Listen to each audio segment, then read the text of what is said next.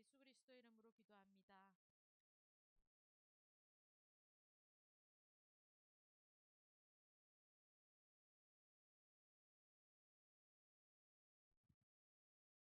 감사합니다.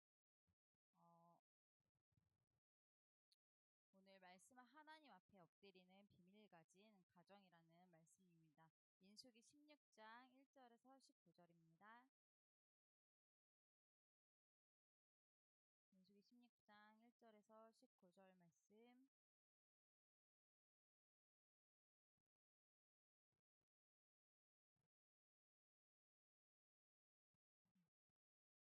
같이 읽겠습니다.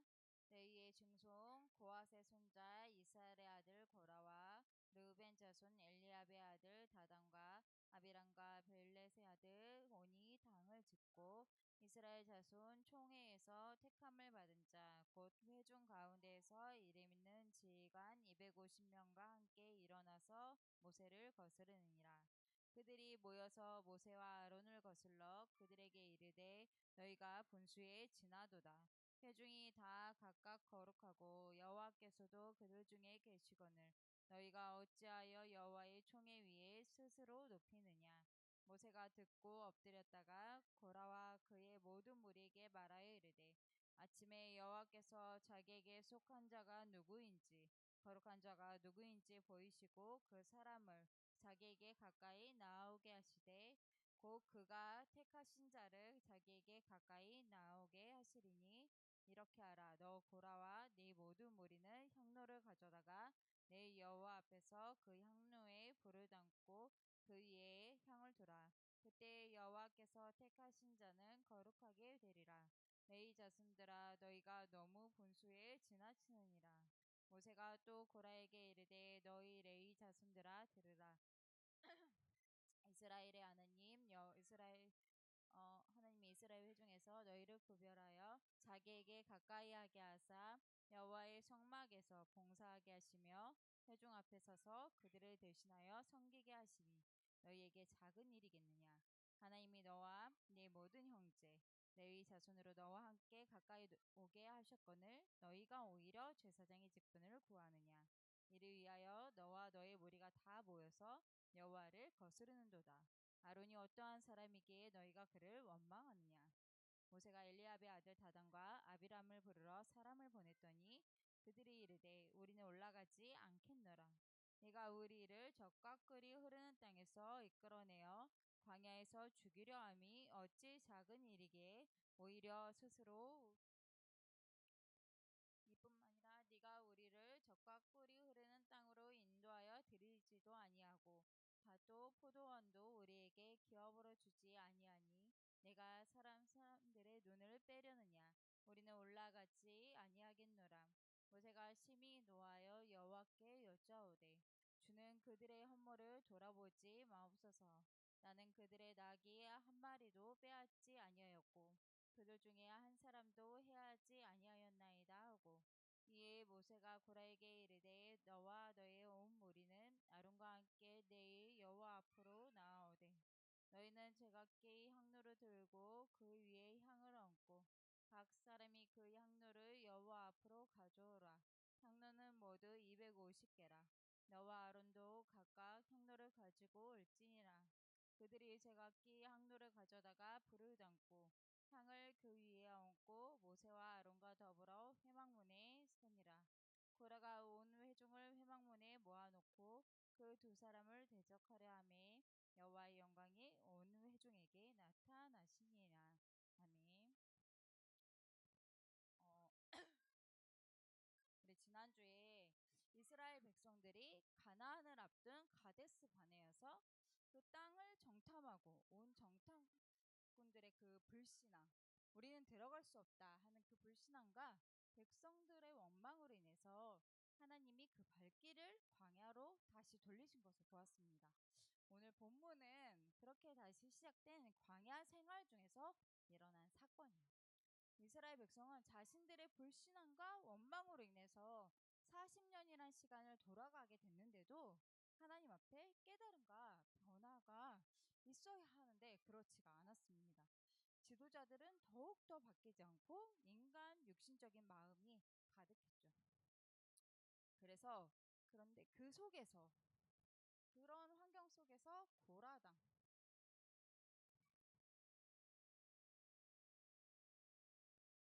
이 고라당의 반역 사건이 일어났습니다. 먼저 고라당이 무엇인가 보면은 하나님께서 레위인들에게 특별한 복을 주셨었죠. 그게 뭐냐면 출애굽기 32장 금송아지 사건 때 모든 백성들이 방자하고 막 이렇게 원수의 조롱거리가 될 정도로 막 우상 숭배하고 그때 이 상황에서 레위인들이 하나님 편에 서서 하나님 앞에 헌신한 자들이었죠. 그 이후 하나님은 레위인들을 축복되게 만드시고 제사장과 함께 중요한 일을 섬기도록 만드셨습니다. 이 고라라는 사람, 고라도 이 레위인 중에 한 집안 사람이에요. 이 고라는 제사장을 도우면서 하나님께 제사를 드리는데 이제 그 일에 헌신하 섬기도록 하나님이 택하신 자입니다. 특별히 모든 성물 중에서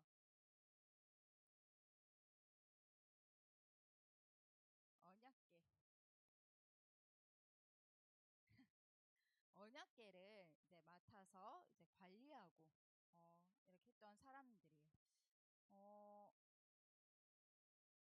근데 이 고라가 모세, 아론과 사촌지간이었죠. 다른 사람들보다 다른 레인들보다 이 모세 아론과 아주 가까운 그런 사이였어요. 그래서 다른 레인들보다 더욱더 큰 은혜를 받았습니다. 특별히 하나님은 그래서 그런 고라에게 언약궤를 맡겨서 지키고 섬기도록 하셨죠. 그런데 이 고라가 이제 모세와 아론을 제일 대항하면서 반역을 일으키는데 여기에 루벤 지파의 다단, 아비람, 온이 합세를 한 거죠. 그들이 이 고라 당을 짓고 그 지금처럼 무슨 무리 그러니까 하나의 무리가 돼서 고라 당이라는 그 당을 짓고 지휘관 250명과 함께 일어나서 모세와 아론에게 대항하였습니다. 이게 고라 당의 반역 사건이에요. 근데 르우벤 지파가 왜 여기에 들어가냐? 이 르우벤이라는 사람은 원래 야곱의 12아들 중 첫째 아들이었죠. 맏아들이었는데 아버지의 침상을 범하는 죄. 그러니까 아버지의 부인이 그 야곱의 부인이 4명이 있는데 그 중에 이제 한 명과 잠자리를 가지게 된 거예요. 그 죄를 범하면서 그 이후로 장자권을 맏아들에게 주어지는 그 장자권을 완전히 상실하게 되었죠. 그래가지고 그 이후 르우벤 지파는 이스라엘 12지파 중에 두각을 나타내지 못하고 있었습니다. 그러면서 지도자의 위치에 늘 불만을 가지고 있는 거예요. 그러던 중에 이 고라와 얘기를 나누면서 마음이 통하였고 같이 합세해서 모세와 아론에 대해서 반기를 들게 되고 250명의 지도자를 규합해서 조직적으로 반란을 일으키게 된 것입니다. 이 고라 자손들은 아론이 가진 제사장직, 이 제사장직에 대해서 불만을 품고 요구하였고 르우벤은 모세가 가진 그 지도자의 통솔권 여기에 불만을 가진 거예요. 이들은 각자의 목적과 생각이 달랐음에도 같은 원망 코드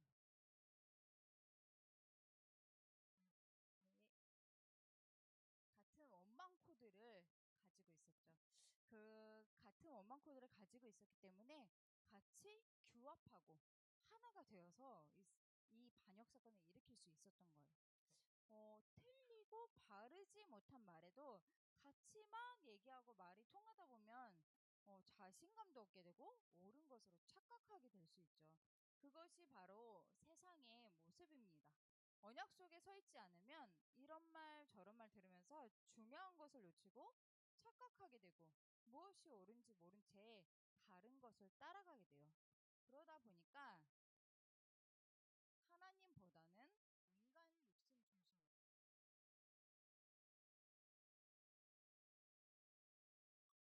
그렇게 살아갈 수밖에 없게 되죠. 이들은 이 고라, 그리고 르우벤 그 밑에 이제 총 250명 되는 그 지휘관들, 이들은 모두 소속 지파도 다르고 의도와 목적도 달랐어요.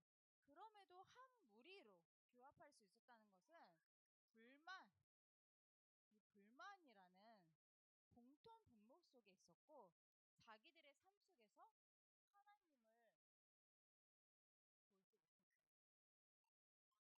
보지 못하고 하나님의 역사를 보지 못했기 때문에 그래서 하나님보다는 오로지 인간 육신의 시각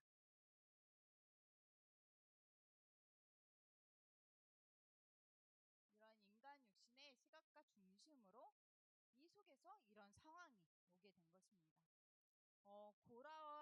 고라가 모세와 아론을 향해서 말한 내용이 오늘 본문 민수기 16장 3절에 보면 나와 있는데요. 읽어보면 그들이 모여서 모세와 아론을 거슬러 그들에게 이르되 너희가 분수에 지나도다.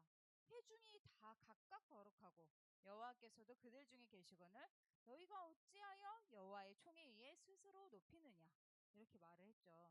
한마디로 하나님이 우리 모두와 함께 하시고 우리가 다 거룩한데 왜 너희만 우리 위에 지도자로 서고 너희만 특별한 제사장이냐? 어? 왜 이런 말이죠. 왜 나도 똑같은 레위인인데 너희는 제사장이고 나는 이 언약궤를 지키는 그런 사람이냐 이런 말입니다. 그러나 모세와 아론을 보면 모세와 아론은 한 번도 자기 자신들이 그 지위를 얻으려고 노력한 적이 없죠. 제사장의 집은 하나님이 직접 구별하여서 세우신 것입니다. 오늘도 우리 본문의 강단의 말씀에서 들었잖아요. 심지어 아론은 제사장 임직식을 할 때 자기 아들들 나답과 아비오가 이제 하나님이 인정하지 않으신 그 불을 가지고 그 향로를 가지고 그 향로를 피웠을 때 거기서 그 자리에서 불에 타 죽었죠. 근데 그런 일들이 있었는데도 거기서 슬퍼하지도 못했어요. 왜냐면 이걸 감히 내가 하고 싶다 안 하고 싶다 이렇게 할 수 있는 그런 직분이 아니기 때문에 하나님이 세우신 거기 때문에 그 상황에서도 함부로 슬퍼할 수 없었고 그냥 제사장의 임무를 다하였습니다. 지금 민수기 16장 3절에 고라의 말을 들으면은 여호와를 운운하고 이스라엘 백성의 총회를 말하면서 뭐 얼핏 보면 믿음이 있는 것 같지만 사실 여호와 하나님과는 관계없고 오직 인간적인 것이고 결국 자기 목적입니다. 결국 의도는 같은 레위인인데 왜 나는 제사장을 할 수 없냐? 왜 너만 하냐? 이렇게 말하는 거예요. 이 모든 것 속에 하나님에 대한 시각이 전혀 없죠. 르우벤 지파 다단과 아비람도 마찬가지입니다. 오늘 본문에 나왔죠. 민수기 16장 13절에서 14절 보면은 네가 우리를 적과 꿀이 흐르는 땅에서 이끌어내어 광야에서 죽이려 함이 어찌 작은 일이기에 오히려 스스로 우리의 왕이 되려 하느냐. 이뿐 아니라 네가 우리를 적과 꿀이 흐르는 땅으로 인도하여 들이지도 아니하고 밭도 포도원도 우리에게 기업으로 주지 아니하니 네가 이 사람들의 눈을 빼려느냐. 우리는 올라가지 않겠다.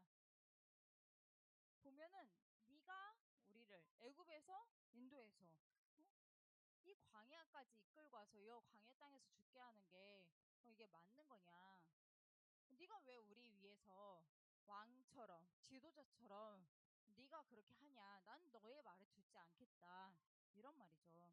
그리고 그뿐 아니라 가나안 앞에 다 갔는데 네가 뭔데 우리를 돌려서 다시 이 광야로 오게 하냐? 이들은 전혀 하나님이 하신 거를 아예 못 보고 있는 거예요. 모세 스스로 왕이 되려고 한 적이 없죠. 모세를 지도자로 세우신 것도 하나님이시고 애굽에서 이스라엘 백성을 건져내신 것도 하나님이십니다. 그들을 광야로 이끌었던 것도 또 가나안 땅에 그 앞에 가서 다시 광야로 다시 돌리신 것도 모두 하나님이 하신 것인데, 이들은 하나님이 하신 거, 하나님이 이끄신 거 하나도 보지 못하고 있는 거야. 하나님을 배제한 채 불만과 탐욕 속에서 오로지 육신과 인간의 관점으로만 보는 것입니다. 여기에 사단이 역사하게 되는 거죠. 탐욕의 눈이 가려져 지금 모세와 아론을 거스르는 것 같지만, 사실은 모세와 아론을 넘어서 하나님을 대항하는 것입니다.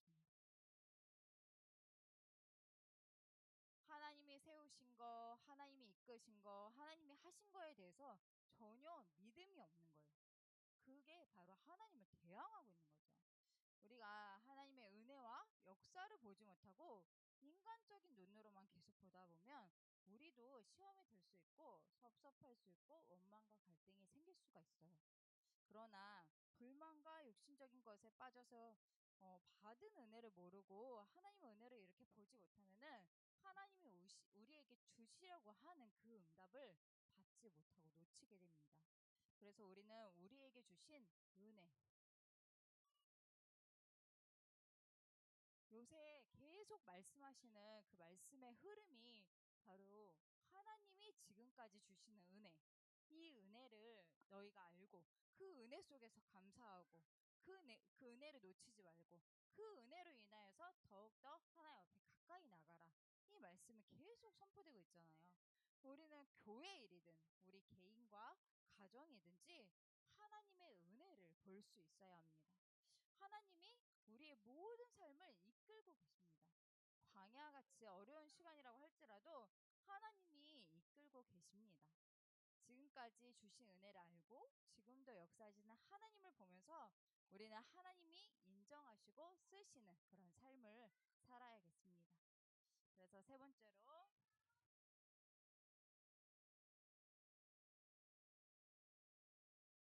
하나님이 인정하시고 쓰시는 가정.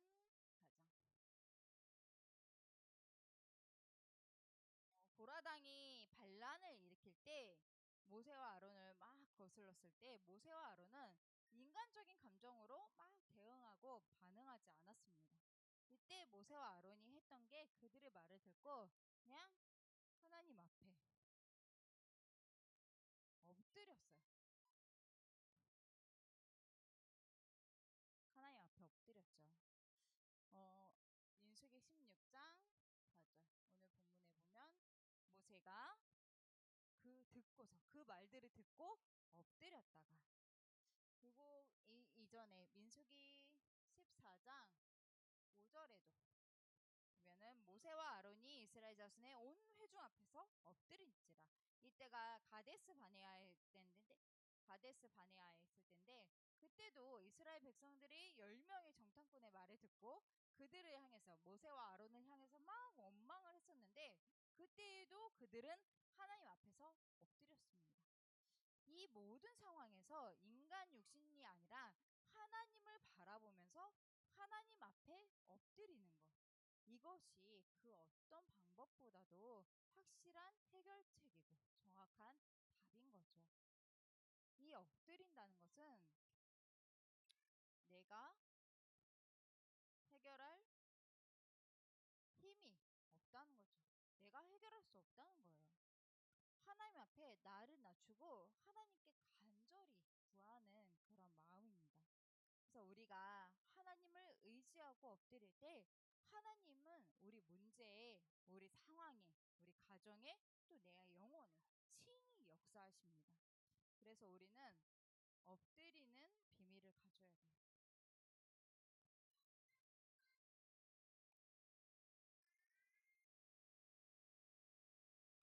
이 엎드리는 비밀을 가져야 돼요.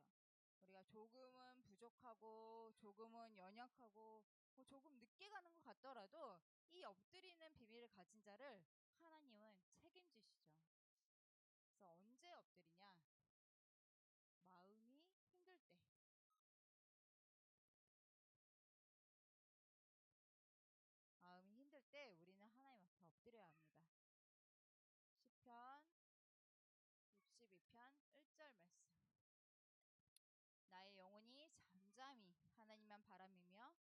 나의 구원이 그에게서 나오는도다.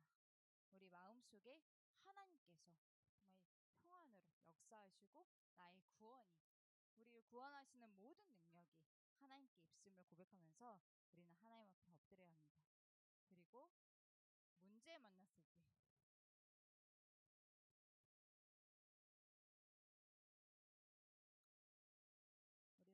만났을 때 엎드려야 돼요. 시편 62편 8절 말씀. 백성들아, 시시로 그를 의지하고 그의 앞에 마음을 토하라. 하나님은 우리의 피난처시로다. 우리가 문제 가운데, 광야 같은 어려운 문제 가운데 있을 수 있지만 하나님이 우리의 피난처가 되시고 하나님이 우리의 반석이요 도우시고 또 산성이 되십니다. 우리는 그 하나님 앞에 엎드리고 그 하나님을 신뢰하면서 바라봐야 돼요. 그리고 우리 인생의 중요한 순간에, 중요한 때, 우리가 중요한 결정을 해야 되거나 아니면 또 새로운 길을 가야 되거나 정말 이럴 때 엎드려야 되죠. 사도행전 16장 6절에서 10절에 바울이 아시아로 가려 하는데 그 문이 막혔죠. 그래서 바울은 드로아의 그 밤에 하나님 앞에 엎드려서 구하였습니다. 그때 하나님의 성령이 또 바울을 새로운 길로 이렇게 인도하시는 것을 보는데, 우리는 어떤 일을 진행하거나 또 우리 앞에 어떠한 문이 막혔을 때 엎드려 기도하면서 하나님이 하시는 것을 봐야 합니다. 하나님을 신뢰하고 그분을 바라보면 하나님이 말씀을 주시고 깨닫게 하시죠. 하나님은 우리의 모든 것에 우리 생각과 방법이 아니라 하나님이 역사하기를 원하고 계십니다. 모세가 하나님 앞에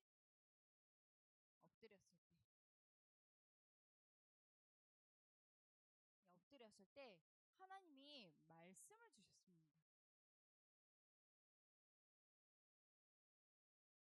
민수기 16장 5절에 보면 여호와께서 자기에게 속한 자가 누구인지 거룩한 자가 누구인지 보이시고 그 사람을 자기에게 가까이 나오게 하시되 곧 그가 택하신 자를 자기에게 가까이 나오게 하시겠다라고 하나님이 모세가 엎드려 기도할 때 하나님이 말씀으로 역사하신 거예요.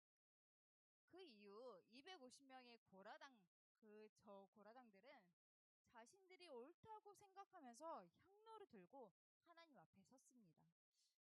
하지만 하나님이 인정하지 않으신 그 향을 들고 섰다가 불에 타 죽었던 그 나답과 아비후의 일을 봤으면서도 겁없이 이 향로를 들고 섰죠. 그 결과가 어떠했나?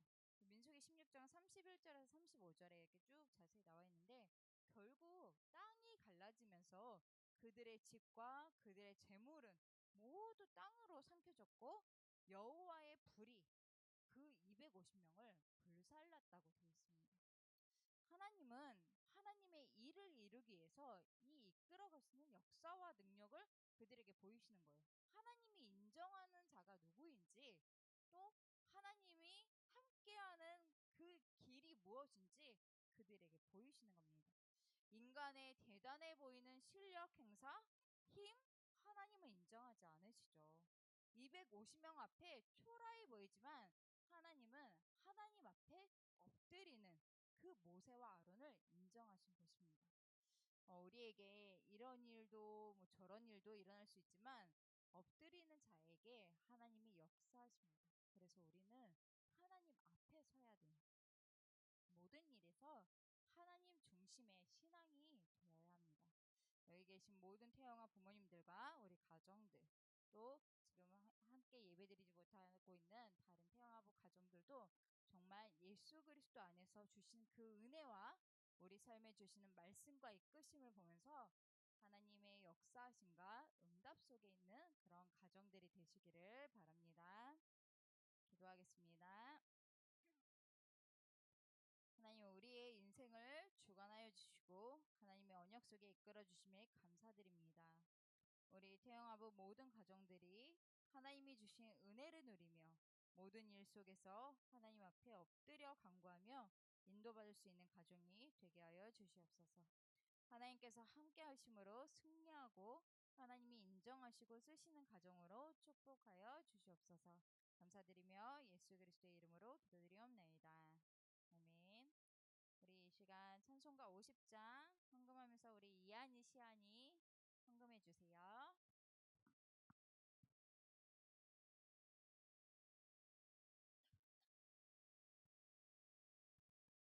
찬송가 50장 1절 찬양하겠습니다. 내게 있는 모든 것을 아낌없이 드리네. 사랑하고 의지하여 주만 따라 살리라. 주께 드리네. 주께 드리네. 사랑하는 구주 앞에 모두 드리네. 아멘.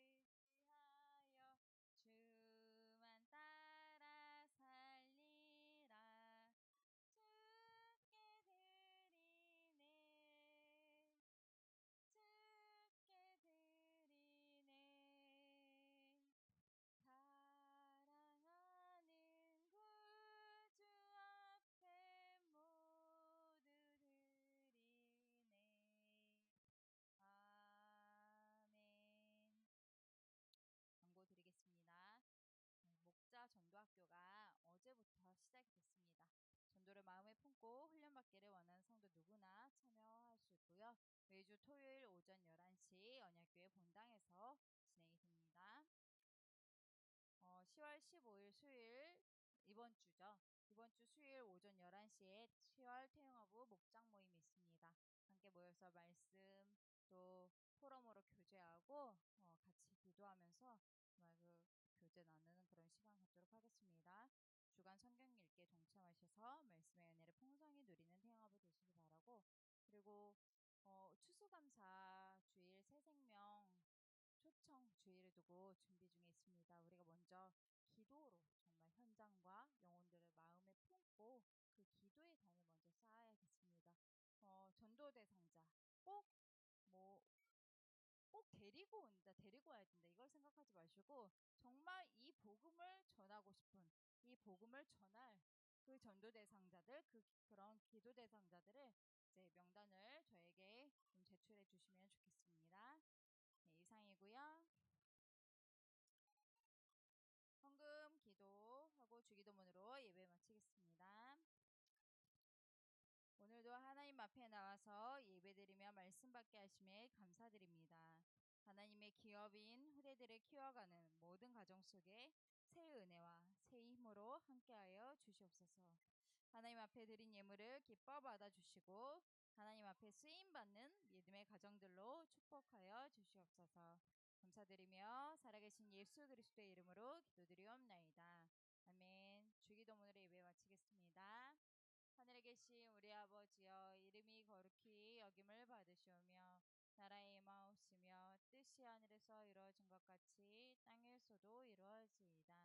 오늘날 우리에게 일용할 양식을 주옵시고 우리가 우리에게 죄 지은 자를 사하여 준 것 같이 우리의 죄를 사하여 주옵시고 우리를 시험에 들게 하지 마옵시며 다만 악에서 구하시옵소서.